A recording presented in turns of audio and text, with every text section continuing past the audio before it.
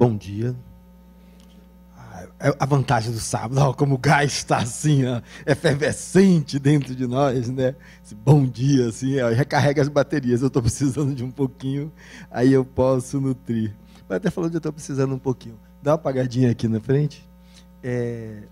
Há um tempo atrás, eu comecei a minha trajetória espírita no Joana de Ângeles, né? E eu entrei, lógico, essas reuniões públicas, como nós estamos aqui, e sentado eu ali estava, e comecei a olhar e vi as paredes sumindo. E à medida que as pessoas iam entrando, certo? Iam compondo lá, os tijolos iam aparecendo. E aí tem um velhinho que de vez em quando ele aparece e conversa comigo. Eu perguntei o que é que era aquilo.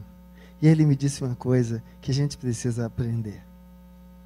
Porque veja, tudo que existe aqui não existe, não existiria se não fosse você. Você é esta pedra angular de todo o trabalho. Você não é alguém que é alguém qualquer. Você é o cara. Você é o alguém. Isso aqui existe por causa de você. Isso existe porque você faz ele existir. Por quê? Se sairmos, a obra vai toda embora. Se desfaz, se acaba. E quando ele me mostrou aquilo, eu comecei a perceber como era lindo, então, que, como eu disse aqui, eu estou aurindo a energia de vocês, porque veja só, um sábado de manhã, com esse tempo aí já meio escuro, e as pessoas vindo para cá, tem em si uma energia fantástica. E poder estar frente a essa energia é poder beber um pouco dela. Então eu sou mais um dos que estão aí sentados junto com vocês, buscando ser também um elemento de conseguir captar e se fortalecer.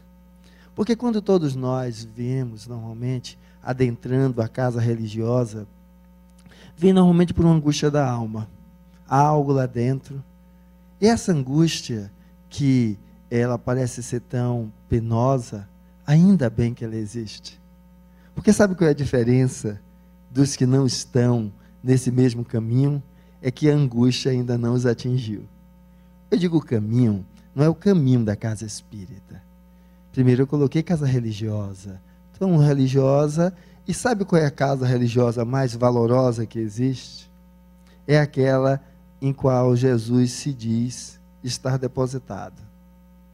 E depois dessa casa, o primeiro conglomerado que é formado por essa casa. Então, o templo do Cristo é o coração do homem. Porque foi assim que ele disse que estava. Quem faz aqueles pequeninos é a mim que está fazendo. Quem rejeita aqueles pequeninos é a mim que está rejeitando. E o primeiro templo religioso é a sua casa. As pessoas com quem você convive. Ali está o seu dever de casa. Ali está o trampolim que pode lhe ajudar a dar o grande salto que você precisa. E que às vezes a gente não consegue enxergar. A gente olha para esse lugar e às vezes vê nesse lugar a angústia do que ainda não conseguiu fazer. A angústia sob a qual se sente oprimido, em virtude de se achar sufocado pelos outros, em vez de conseguir enxergar em tudo aquilo essa coisa fantástica. Porque quando a gente vê o sede perfeito, seria mais ou menos isso. O sede perfeito, na realidade, é você poder encarar a vida de uma outra forma. Porque perfeito, se entendermos perfeito como a expressão do divino, todos nós já o somos. Porque lá no Velho Testamento, o Pai nos diz, vós sois deuses. Todos nós. Todos nós. Se nós pegamos o livro dos Espíritos, está escrito lá, nós somos a chama etérea. Chama é o quê? Luz. Então, já somos tudo isso. Agora, a diferença, nós vamos mais ou menos buscar entender, é a ferramenta que nós utilizamos como elemento de percepção e de atuação. Esta ferramenta precisa de uma história de evolução para que o sede perfeito que nós já somos se expresse como tal. E aí então possa ser perceptível por nós. A exemplo disso, o Cristo.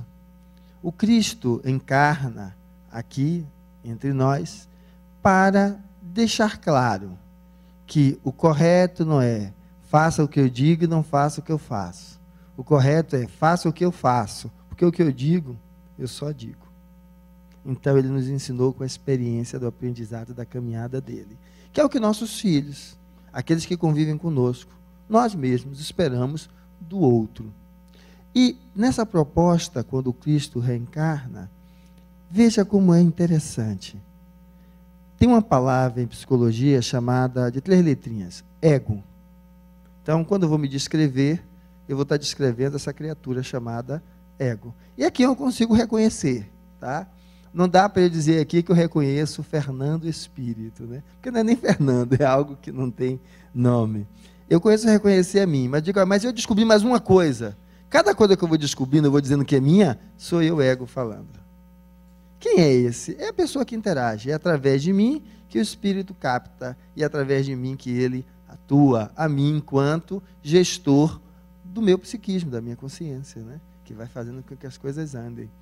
E para a gente entender mais ou menos o que é isso, de vez em quando a gente não se vê fazendo uma coisa e diz, como é que eu fiz isso? Parece que alguma coisa dentro de mim soltou e viveu.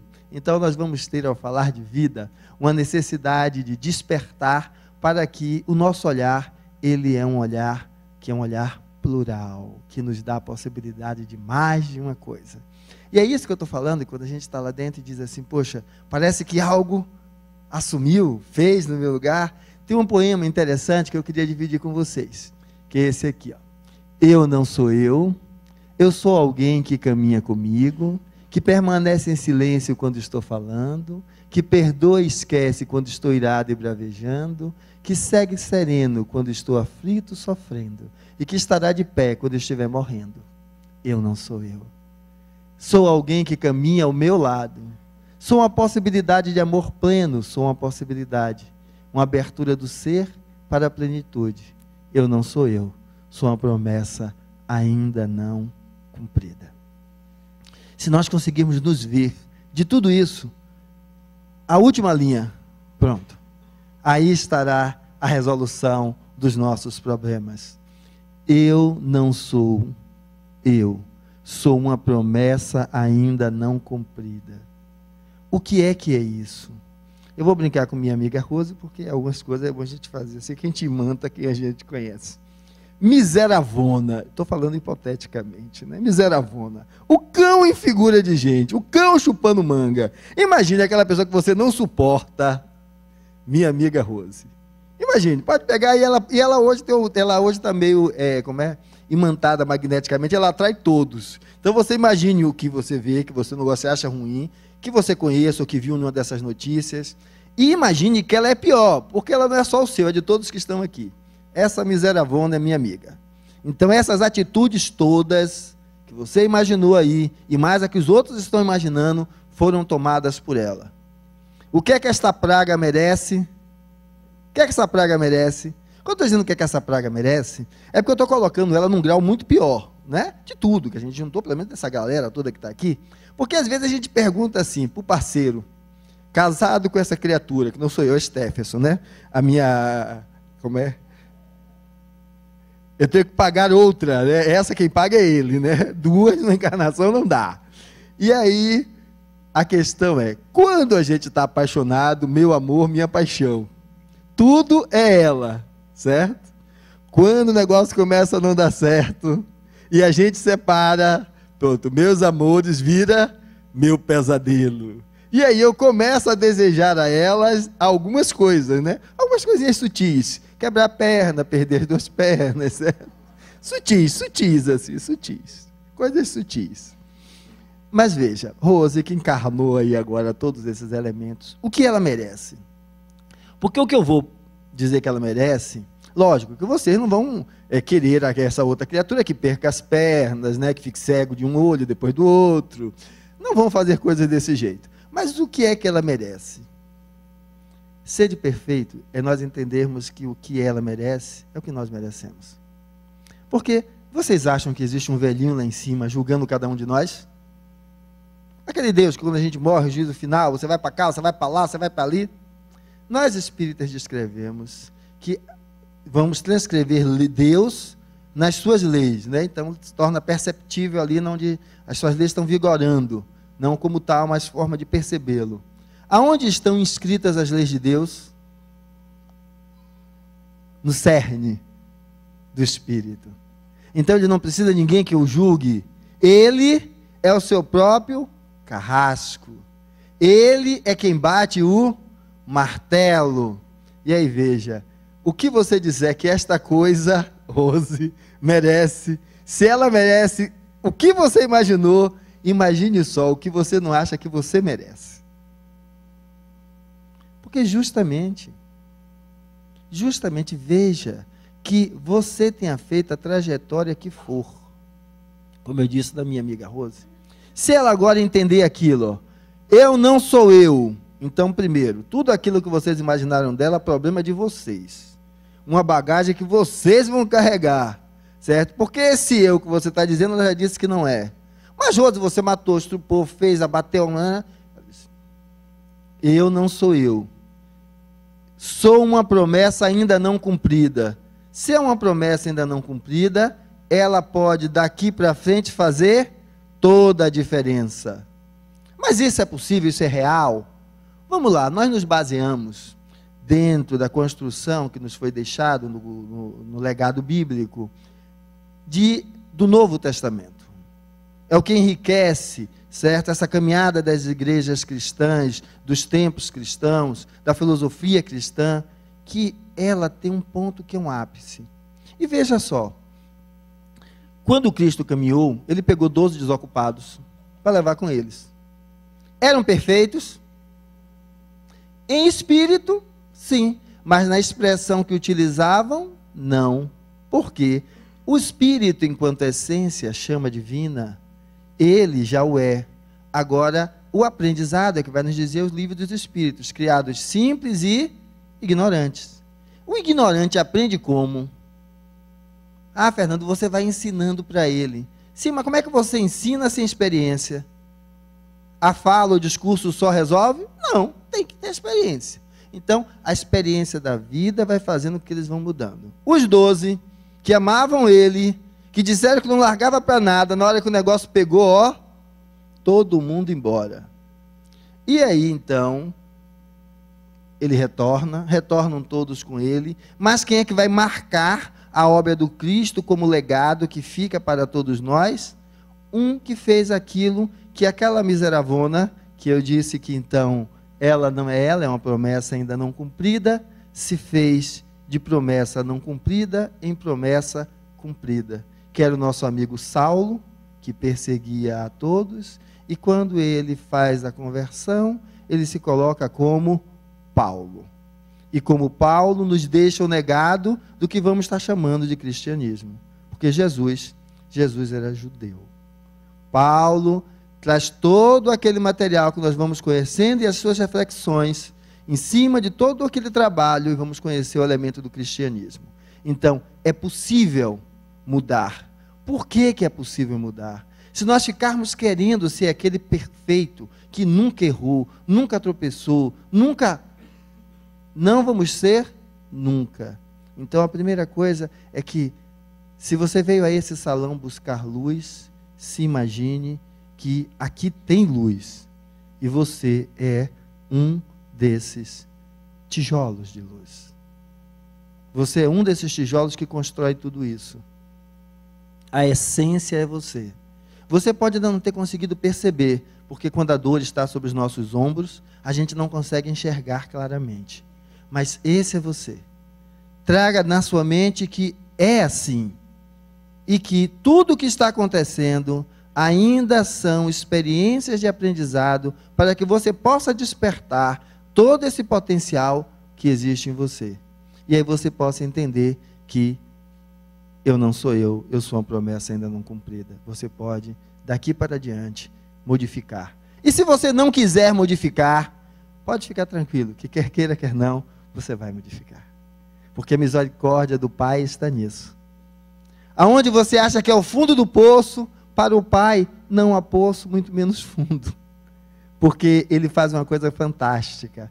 Quantas vezes deves perdoar? E Ele diz, 70 vezes, 7 vezes, ou seja, inumeráveis vezes. E como é que Ele perdoa? Fazendo o que fez com vocês. Então aí de novo. Ele diz, mais uma vez.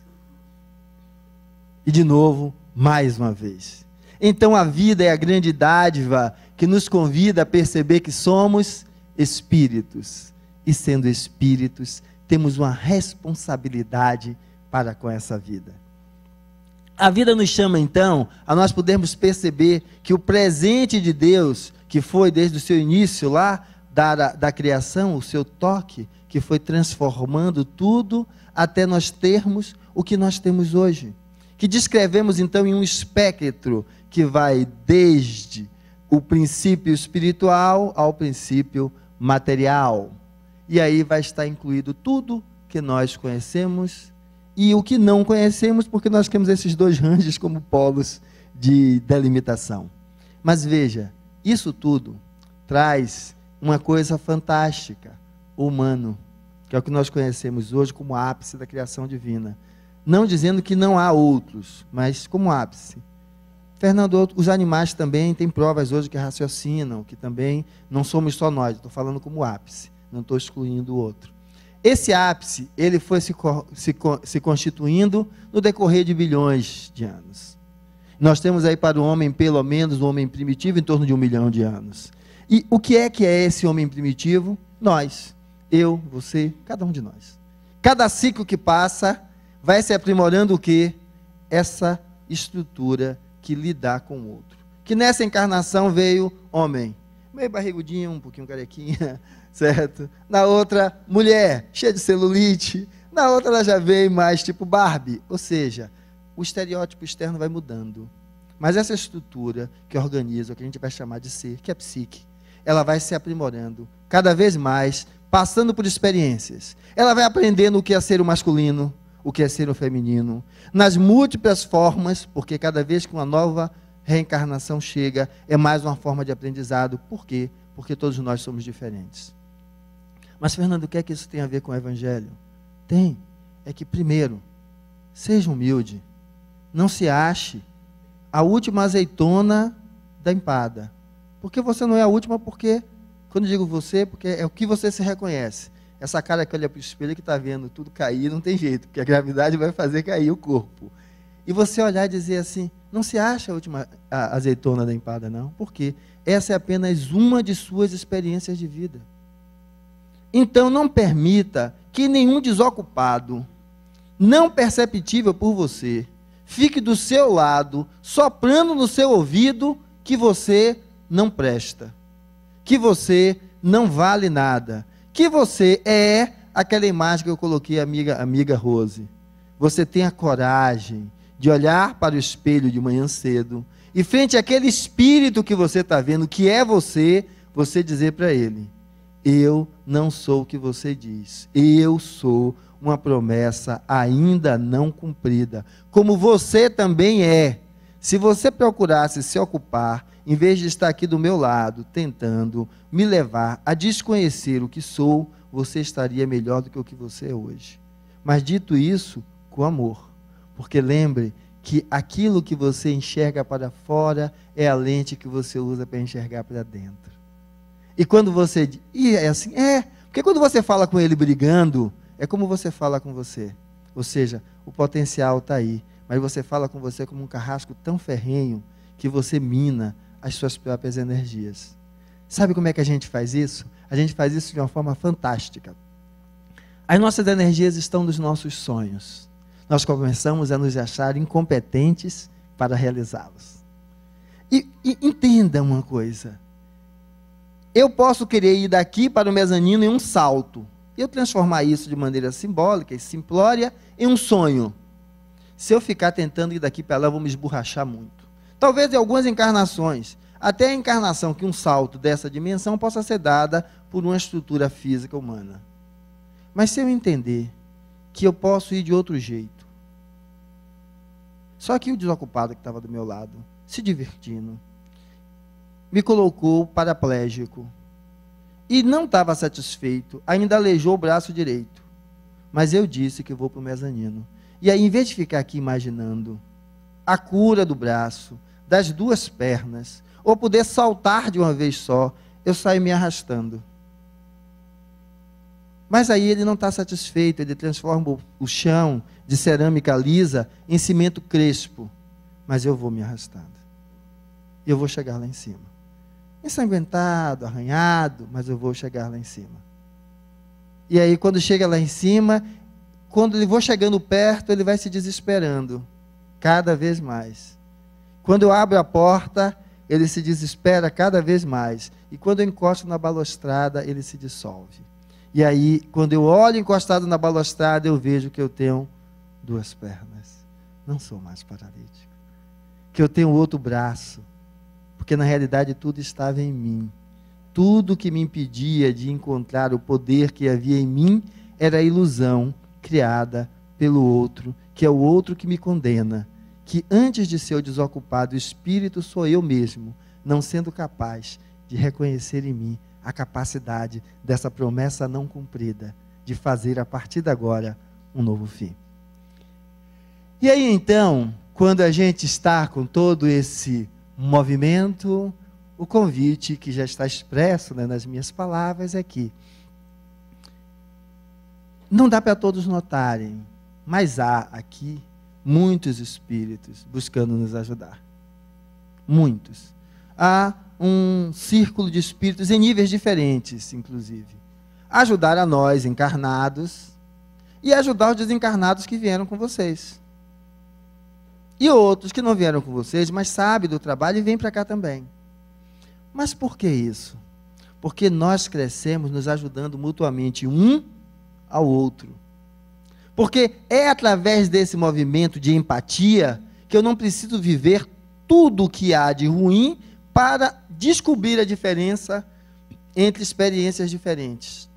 Quando eu crio a empatia com o outro, eu vivo na dor do outro, aquilo que eu também estaria vivendo comigo. E essa proposta é a proposta de nós então fazermos um mergulho, porque esses espíritos estão a fazer aquele passe magnético que vocês vão ver materializado na saída, na sala de passe. Aqueles aqui, os olhos, vão poder perceber dessa forma, mas ele já começa aqui. Começa quando você saiu de casa. Porque se lembra que eu disse que o templo religioso começava com a unidade mor, que é a família, então dentro de sua casa. Eles estão lá, espíritos que lhe querem bem. Porque imagine, 1 milhão de anos, quantas vidas você já viveu? Por pior que você tenha sido, tem pessoas que lhe amam? Tem. E essas pessoas que lhe amam, estamos todos encarnados? Não, diz que a proporção mais ou menos é 7:1. Então, muitos que já estão do outro lado, estão vibrando por você. E por quê? São santos? Não, não, não, não. Ser de perfeito não é ser santo, não. Sabe o que é ser de perfeito? Rapaz, eu prometo fazer dieta toda segunda-feira, mas na terça a dieta acaba. Eu prometi para o meu marido que eu não vou estourar o cartão de crédito. Mas quando eu vejo aquela bolsa... Ser de perfeito é reconhecer que somos humanos. E reconhecer que somos humanos é não querer cobrar do outro, como aquele carrasco que nos disse que nós perdemos o paraíso. E nós precisaríamos pagar alguma coisa para tê-lo de volta. Aquele carrasco que falou que existia um inferno que você ia queimar eternamente. Não, não é isso. Ah, então, Fernando, deixa tudo solto. Olha, mesmo se você deixar solto, diz a história, diz assim, minha avó que dizia isso, deixa o prego que o martelo chama. Não é que você vai largar de lado, não, você vai fazer a sua parte. Que a primeira delas, pelo menos, se nada você pode fazer, ore pelaquilo que você não compreende. Porque tudo que você compreende, você não olha com esse olhar de julgamento, querendo colocá-lo no fosso. Quando você compreende, você vê ali a alma humana ignorante, que ainda não aprendeu a lidar com aquilo. E ao ignorante, não merece castigo, mas sim oportunidade de aprendizado. Então, ore por ele. E se puder auxiliar, auxilie-o. Se não puder, continue vibrando por ele. Nunca abra mão de ninguém. Nunca abra mão de ninguém. Esse mergulho dentro de nós é para nós podermos entender que não podemos viver como se apenas existisse duas hipóteses. Ou tem um vaso ali no meio, ou tem dois rostos. Ou seja, tudo ou é bem, ou é mal. Não é isso. Tudo não está sempre sob essa égide, do bom ou do ruim. Uma coisa que é bom no momento, já não é no outro. Então eu, há 11 encarnações atrás, dono de engenho, certo? Não arrancava o dente dos meus escravos de alicate.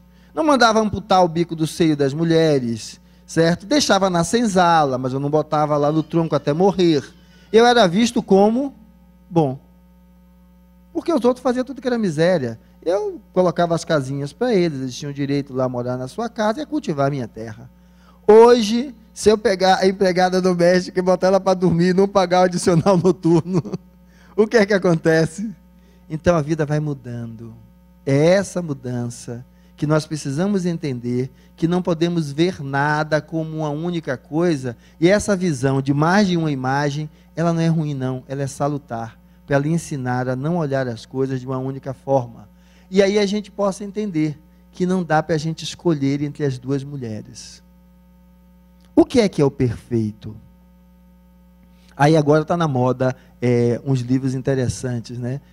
50 tons de cinza, peça-me o que quiser. E é fantástico, porque assim, o mal limitado, certo? Ou seja, todos nós já namoramos, né? Todos nós já namoramos. Os menorzinhos ainda não. Está naquela euforia toda, na hora dá para dizer, para, e recomeça de novo, certo?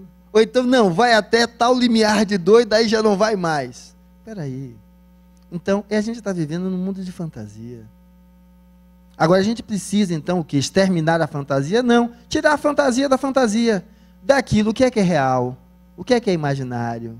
Certo? O que é daquilo que realmente pode ser salutar, o que não. De uma maneira mais adulta. Para que a gente possa entender que, na maioria das vezes, nós estamos assim. Esta coisinha aí apertada. De um lado, a galera querendo alguma coisa que está contra o que a gente chamaria do ser de perfeito.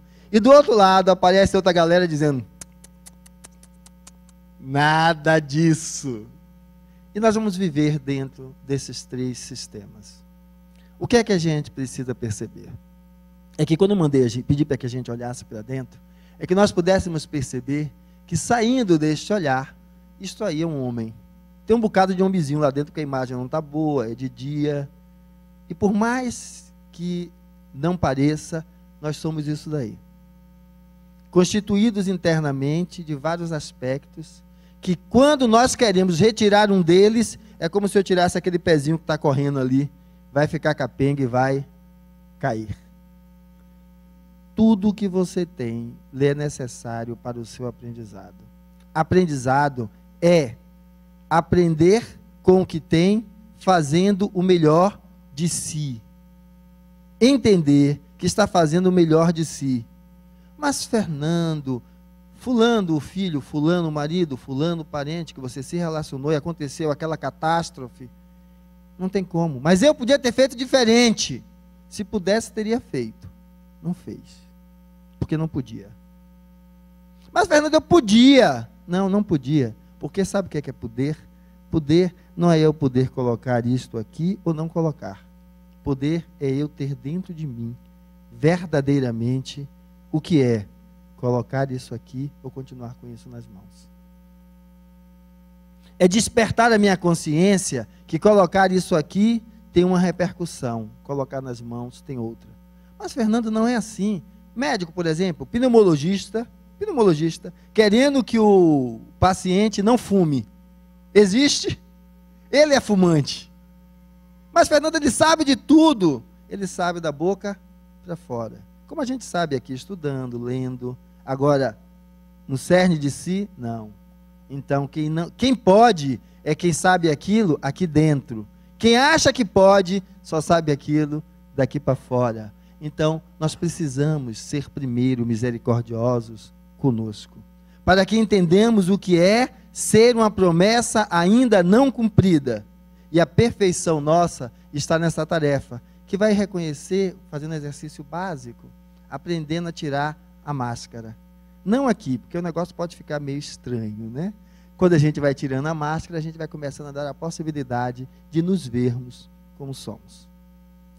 Mas é uma? Não, são diversas, porque aqui vocês são pai, mãe, irmão, filhos, são o funcionário da empresa, vocês são a pessoa que vai lá no domingo jogar bola, ou fazer as compras lá com as amigas. Em cada um desses lugares, estamos a representar um papel que é diferente, em alguns aspectos, do outro. A essas representações eu estou chamando de máscaras. A gente precisa aprender a tirá-la. Mas, Fernando, eu não sou um mascarado. Se você não é um mascarado, é que a coisa é pior.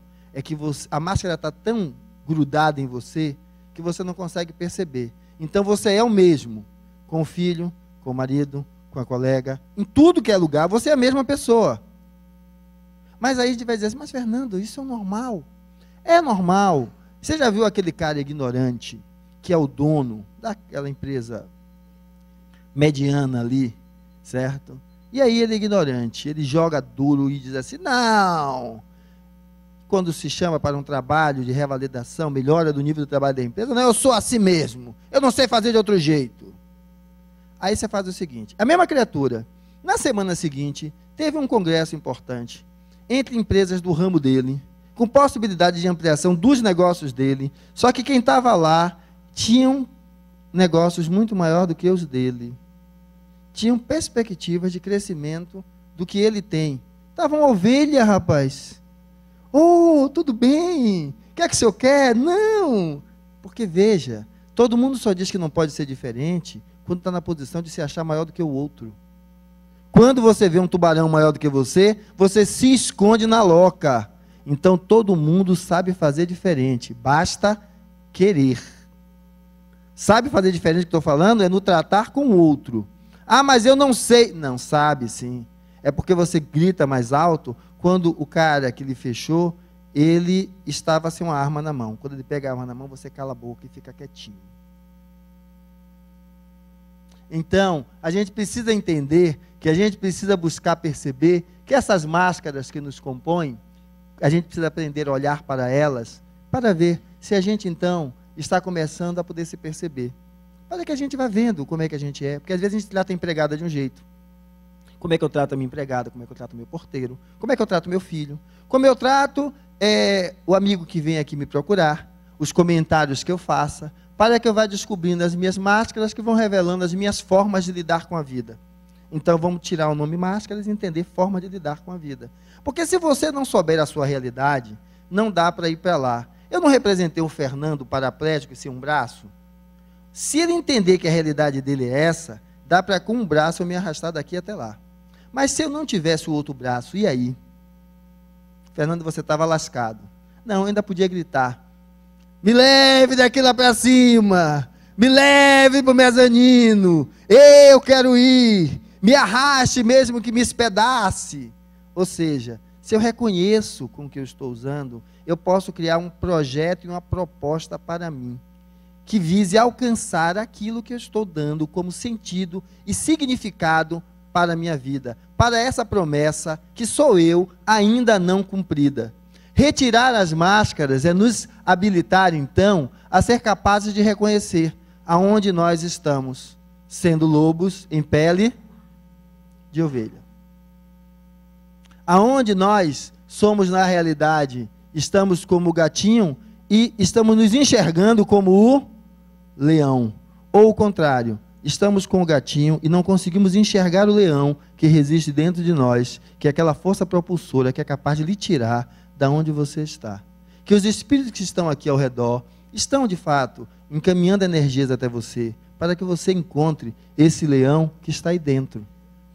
E você é o único que pode encontrá-lo, porque ele representa a força de vida que existe em você. E aí, então, com essa força de vida, nós vamos entender que esse homem doente não é um homem doente, é um homem que está sofrendo pela necessidade de aprender como fazer diferente. E isso só pode ser conseguido com o auxílio. Esses múltiplos auxílios são seus.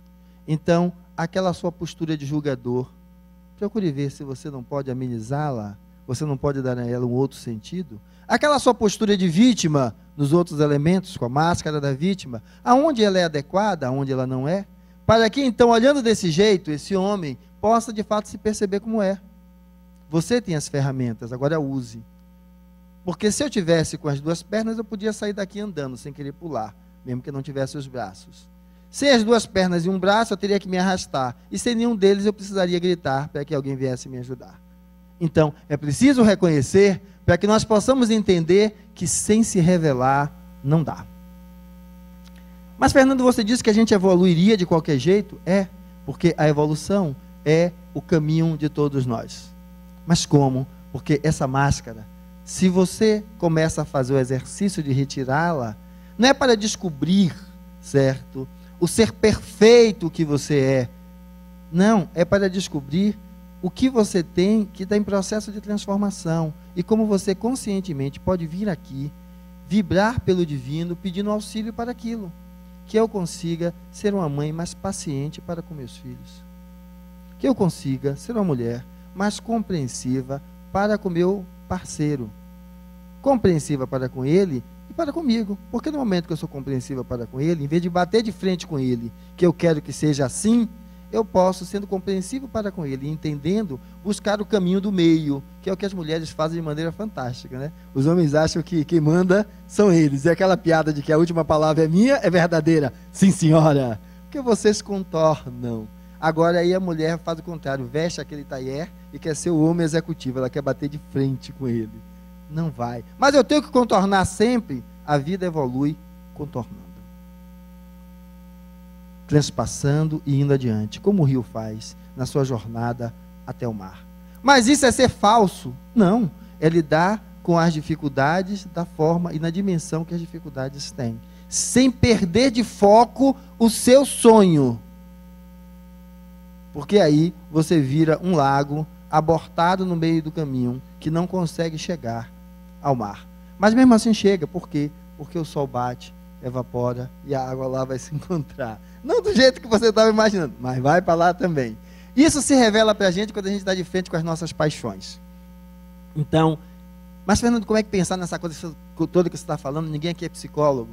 Lembre, as paixões que você já teve na vida e como você reagiu. Vai revelar quem você é, ou como você está reagindo. Os momentos em que você chorou, perdas, como você reagiu? Levantou a cabeça e foi adiante, ficou ali com a cabeça enfiada na terra.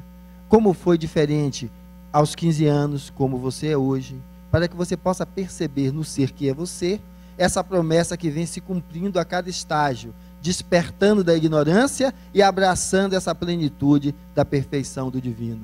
Que você possa olhar nos momentos que você foi chamado e você não foi, ou que você foi chamado e você foi. Como você respondeu a isso? Porque às vezes é assim, falo mal do meu trabalho, que é uma merda, não presta, é assim, é assado. Mas quando aparece a oportunidade, isso não der certo. E nunca vai. Então o problema não está no lugar, está em você que não se habilita. Mas se eu for quebrar a cara, primeiro, para aí, você se capacitou melhor? Então, em vez de ficar perdendo tempo falando mal do chefe ou do colega de trabalho, se capacite. Porque quando a oportunidade surgir, a pessoa que está saindo dali é melhor e vai encontrar um espaço cada vez melhor. Como você lidar com as tentações, né? Porque algumas coisas são tentações. E aí? Aí você, às vezes, cede, às vezes não. Então, procure perceber, principalmente quando você cede, se você é responsável. Porque, assim, é aquela história, vai rolar sem camisinha. Aí, na hora que o problema aparece, toma um Citotec. Então, quando eu disse vai rolar sem camisinha, eu sei o que é que está acontecendo. Então, eu já sei as repercussões disso. Mas eu não sabia, foi o calor da hora, como você falou nos 50 tons de cinza. Ótimo, mas se eu estou sendo responsável, não vai tomar um Citotec não, vai nascer e eu vou criar. Mas tem síndrome de Down, ótimo, eu vou criar. Porque se eu estivesse dentro daquela barriga com síndrome de Down, ou outra malformação qualquer, eu queria que quem me gerou me abraçasse e não me jogasse no lixo. Isso é ser responsável com as suas tentações. Cedi. E a partir daqui, busque despertar para ver como vai. Lembrar das paixões destruídas. Aquele grande amor que você queria e não deu certo, aquele grande emprego que você queria e não rolou. Como é que você lidar? Para você começar a se enxergar como é que você então está reagindo. Lembrar nessa relação de amor e ódio, porque ela é fantástica. A gente consegue amar e odiar. Aquele miserável não presta, mas eu não consigo deixar de gostar dele. As mulheres refletem muito bem, às vezes, esse tipo de descrição. Os homens também, mas no feminino isso é mais rico. Está errado? Não, é você olhar esse diadema para saber. Porque, às vezes, o maior ato de amor não é suportar. Mas não, eu sou espírita, eu tenho que suportar essa criatura até o final da minha vida. Não. O mestre disse, amai-vos uns aos outros, e não suportai-vos uns aos outros. E aí a gente poder perceber que a gente vai precisar disso para lidar com a tristeza, com a depressão, na hora de lidar principalmente com quem partiu. A partida do outro é um até logo, e jamais um adeus. Agora, se você utiliza daquilo que a gente comentou até agora, e se coloca como esse espírito consciente, você está dizendo para o outro que, meu filho, faça assim como eu, olhe o que há dentro de você. Se eu sou uma promessa ainda não cumprida, você também o é. Levante e vá adiante, porque lá na frente nos encontraremos de novo, e esse abraço, mais que saudoso, será de alegria, de prazer e de amor, porque nós estamos caminhando cada vez mais conscientes na própria vida. Revelando esta pessoa, nós vamos poder então sair dessa taxação de bem e mal, dessa divisão como se tudo só fosse assim, e de então poder ver essas duas lindas mulheres, não como um lado que tivesse que ser exterminado, para nós virarmos essa figura humana cheia de buracos. Dê ao que você tem um sentido e um significado construtivo, edificante, e aí você não será essa pessoa tão fragilizada, que às vezes se coloca como pedinte, deitado ali no chão, de mãos para cima. Não, é alguém que, se precisar, se arrasta daqui até o mezanino. Ou seja, não é excluindo o auxílio, mas nunca deixando de encontrar em si e buscar em si as forças que possam multiplicar a ação do auxílio e levar você aonde você quer. E aí então, descobrindo esse leão que há aí dentro, essa força tão grande, nada de ficar sofrendo em nenhum inferno, nada de ficar pagando pecados que já passaram. O Espiritismo lhe diz, comece agora e faça um novo fim. É essa luz que o Ser de Perfeitos está a lhe mostrar, porque na realidade, só olhando para nossas dificuldades como formas de aprendizado, olhando para nossas dores, não como cicatrizes, mas como aquilo que vai tirar essa casca e revelar outra, como os répteis assim o fazem.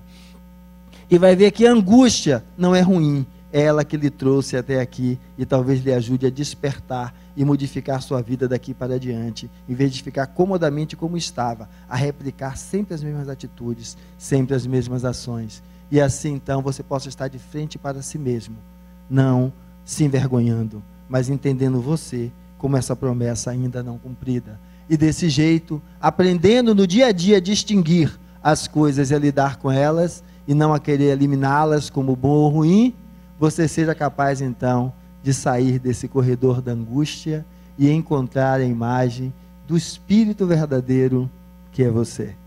E quando encontramos essa imagem, vamos entender que a grande luz que ilumina a vida, essa grande luz que há dentro de nós, que nós podemos chamar do curador interno, não está em nenhum espírito lá em cima.